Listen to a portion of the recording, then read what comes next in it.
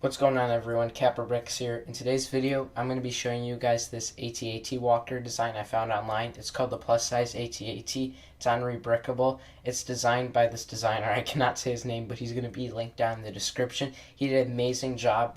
This AT-AT Walker is based off the set. I think it's 2014, the AT Walker. I could be wrong, though. And it uses a lot of the same building techniques, but at a larger and more detailed scale. So some of the cool features of this build is I converted it to an AT-ACT.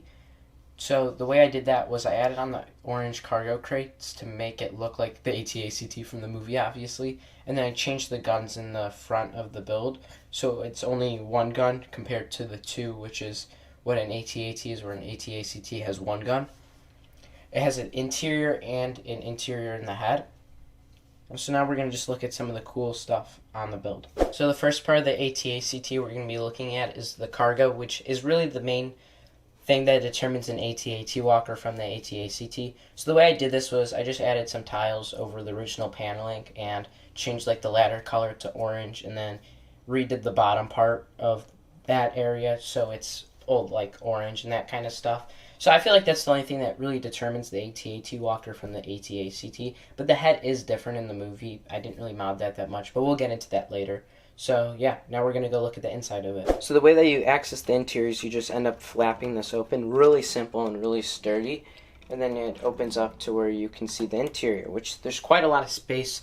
I personally have a 74Z speeder bike in there, custom design. I'll be doing a review on it later this week. And then I have my sig fig sitting in there. You could probably fit 10-20 troops in there in the top part.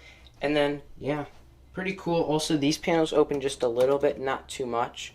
But you can get a little bit more interior space in here.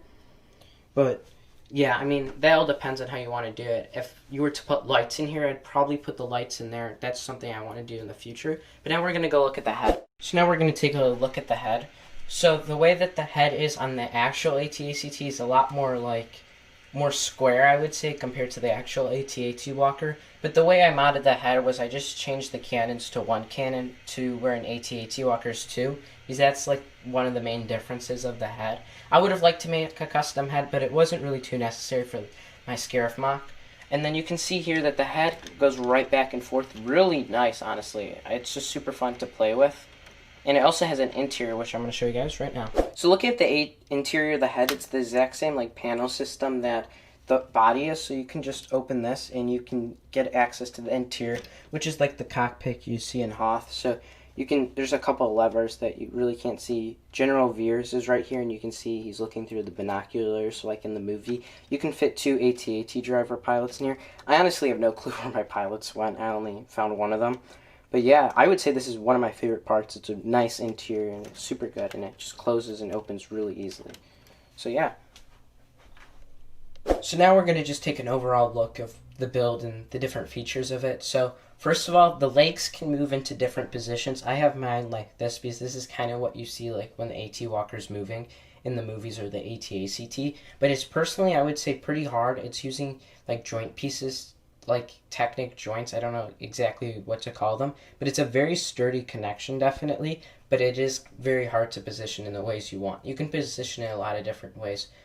So I would honestly, I love this build. The feet are really nice in my opinion, how they're done. They're scaled proportionally, I think. And I just think he did an overall amazing job with this build. Everything is pretty smooth. I think the parts where the plates are perfect. And I just feel like if you were to buy the set, you're so much better off buying this set because, well, not set, this custom model, because it just has so much more details compared to the other one, so much more interior space. I would say it's just as sturdy as the other one. Now we're going to just take a little bit look at the back, and there's some really nice greebles on there, so yeah.